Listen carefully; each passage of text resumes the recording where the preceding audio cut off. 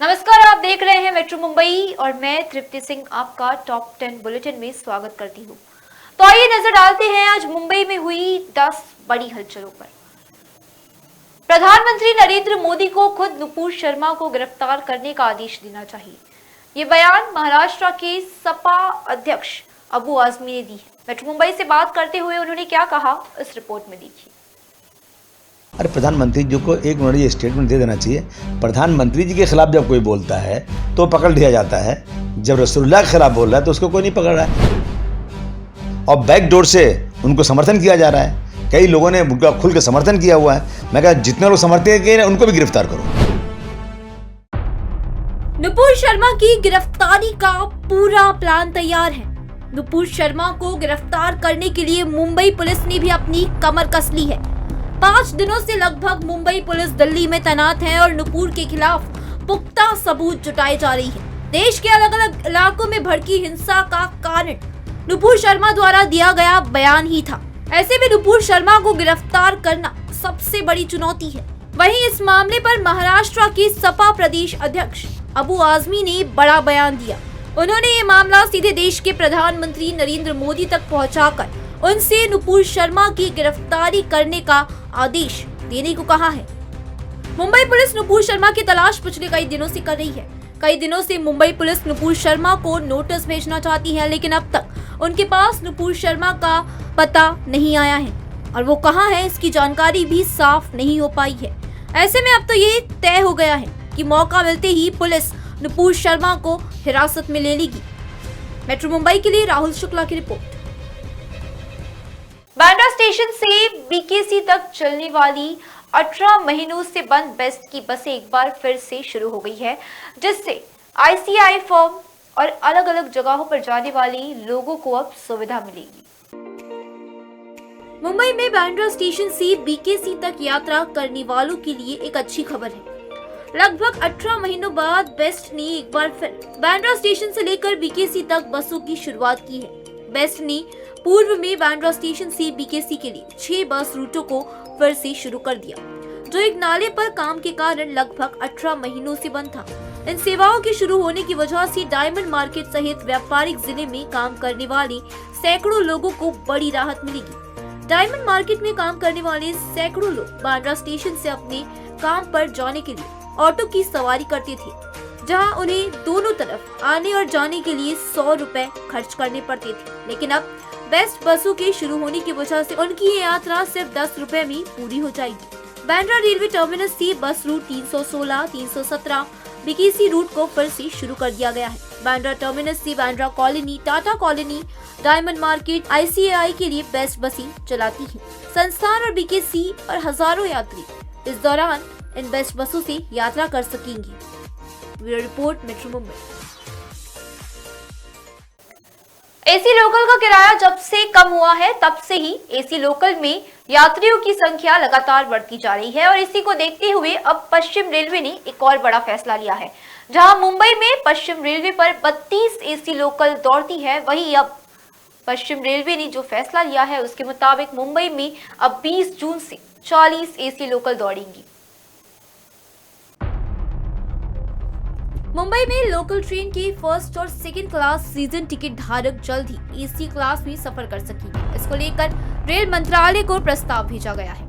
First और second class की season ticket धारक जल्द ही सिर्फ एक यात्रा के लिए किराए के अंतर का भुगतान करके एसी ट्रेनों से यात्रा कर सकेंगे। अगर मध्य और पश्चिम रेलवे द्वारा प्रस्तावित इस आशय के प्रस्ताव को रेलवे बोर्ड मंजूरी दे दी जाती है, इसका मतलब ये होगा कि यात्री को टिकट काउंटर पर एसी टिकट मांगना होगा और अपना सीजन पास दिखाना होगा। यहाँ रेलवे के सूत्रों के मुताबिक इसकी मंजूरी के लिए दिल्ली में एक प्रस्ताव भेजा गया है, जिसके तहत गैर एसी ट्रेनों के लिए फर्स्ट और सेकंड क्लास सीजन टिकट रखने वाली एसी लोकल से यात्रा करने की चाह रखने वाले यात्री ऐसा कर सकते हैं। उन्हें सिर्फ दोनों के किराए में अंतर की कीमत का टिकट खरीदना होगा। रेलवे के अधिकारी ने समझाया कि हमने एक ऐसी प्रणाली का प्रस्ताव किया है जहाँ यात्री यात्रा टिकट के आधार पर दोनों के अंतर का भुगतान कर सकते हैं। एक मंथली सीजन पास को 50 यात्रियों के रूप में गिना जाता है। इसकी गणना के लिए इस्तेमाल किए गए फॉर्मूले के आधार पर सीजन पास पर उल्लेखित किसी विशेष मार्ग पर एकल यात्रा का किराया और एसी का किराया निकाला जा सकता है। केंद्रीय रेल मंत्री अश्विनी वैष्णव ने कहा कि यात्रियों की सकारात्मक प्रतिक्रिया को देखते हुए और एसी लोकल ट्रेनों की शुरुआत पर निर्णय लिया जाएगा। मध्य और पश्चिम रेलवे से प्राप्त आंकड़े बताते हैं कि 5 मई 2022 से एकल यात्रा किराए में 50% की कमी के बाद एसी लोकल का उपयोग करने वाले यात्रियों की संख्या में जबरदस्त वृद्धि हुई है। Bureau report, metro Mumbai.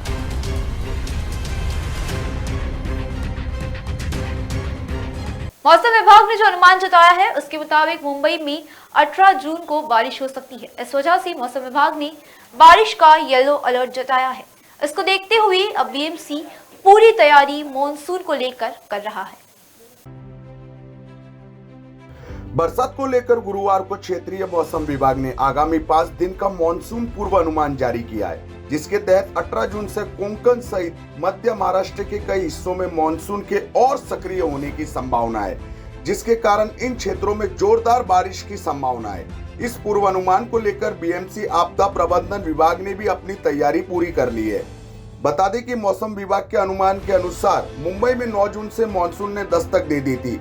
इसके बाद से एमएमआर रीजन में हल्की एवं मध्य बरसात हो रही है, लेकिन 18 जून से मुंबई, ठाणे, पालघर और रायगढ़ में जोरदार बरसात का पूर्व अनुमान क्षेत्रीय मौसम विभाग ने जारी किया है। मौसम विभाग के मुताबिक 18 जून को इन इलाकों में मॉनसून के अधिक सक्रिय होने की संभावना है। इसके चलते इन इलाकों में जोरदार बारिश हो सकती है।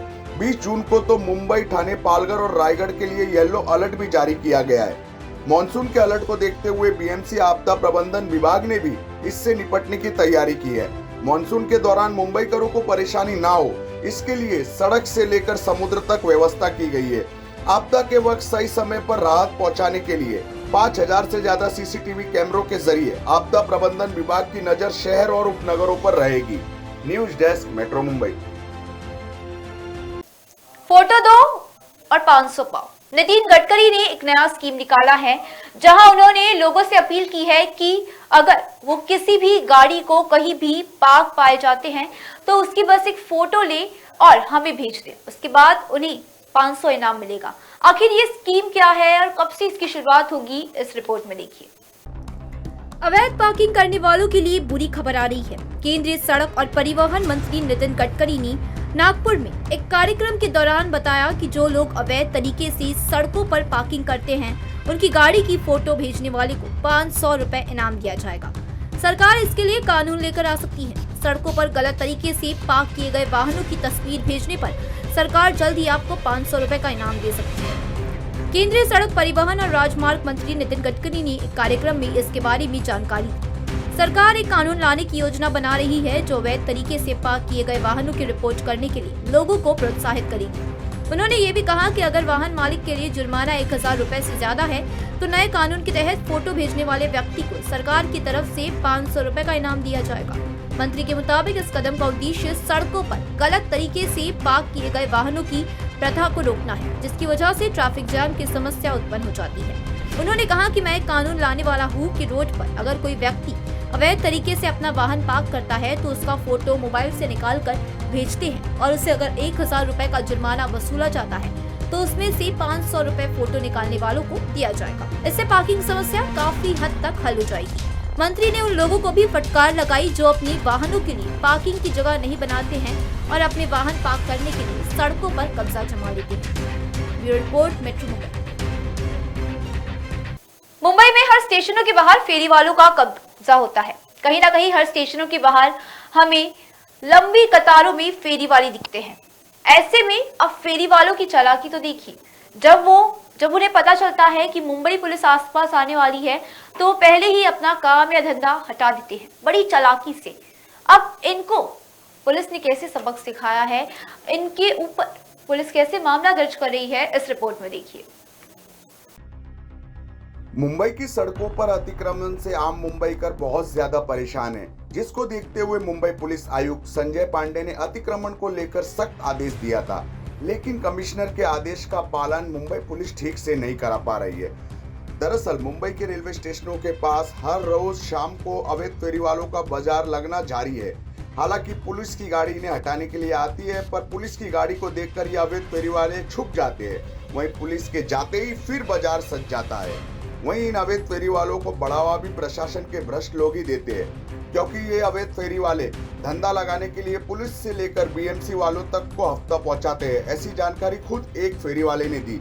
आपको बता दें कि मुंबई पुलिस कमिश्नर संजय पांडे ने सभी रेलवे स्टेशनों से 100 मीटर की दूरी तक हॉकरों को नहीं बैठने का आदेश जारी किया था। इस दूरी के अंदर ऑटो टैक्सी वालों की भी एंट्री पर बैन है। इसके बावजूद मुंबई के लगभग सभी रेलवे स्टेशनों के बाहर अवैध फेरी वालों के वजह से ट्रैफिक जाम की समस्या रोज शाम को उत्पन्न हो रही है। News desk, metro Mumbai. ट्रेनों में लगातार चोरी की घटनाएं बढ़ती जा रही है। सीसीटीवी होने के बावजूद लगातार हर साल हजारों की संख्या में चोरी की घटनाएं सामने आती रहती हैं। ऐसे में अब क्या कदम उठाया जाए, अब क्या होना है, ये देखने वाली बात होगी। इस रिपोर्ट में देखिए कैसे सीसीटीवी होने के बावजूद ट्रेनों में चोरी की घटनाएं थमने का नाम नहीं ले रही हैं। थाने में मोबाइल चोरी का ऐसा एक मामला सामने आया है जिसे सुनकर आप भी हैरान रह जाओगे। थाने के मुमरा में एक महिला ने दुकानदार की नजरों के सामने मोबाइल चोरी कर लिया, लेकिन चोरी की पूरी घटना सीसीटीवी कैमरे में कैद हो गई। दरअसल एक महिला मोबाइल रिचार्ज के बहाने दुकान में घुसती है और बड़ी होशियारी से आरोपी महिला ने टेबल पर रखे मोबाइल को चुरा लिया। इस महिला ने देखा कि दुकान के टेबल पर मोबाइल रखा हुआ है, जिसके बाद ये आरोपी महिला दुकान में घुसती है और दुकानदार को बातों में उलझाकर धीरे से मोबाइल गायब कर देती है। वहीं दुकानदार ने आरोपी महिला के खिलाफ पुलिस स्टेशन में शिकायत दर्ज करवाई। पुलिस ने भी आरोपी महिला के खिलाफ मामला दर्ज कर दिया है। अब पुलिस आरोपी महिला की तलाश में जुट गई है। मेट्रो मुंबई के लिए राजेश सोनी की रिपोर्ट।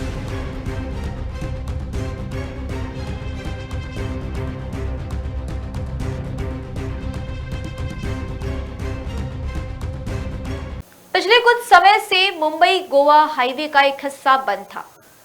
कामों के चलते, मेट्रो के फ्लाईओवर के काम के चलते इस हिस्से को बंद कर दिया गया था, लेकिन क्योंकि अब मेट्रो के फ्लाईओवर से जुड़ा काम भी इस हाईवे पर नहीं हो रहा है, इस वजह से मुंबई गोवा हाईवे का ये हिस्सा खोल दिया गया है।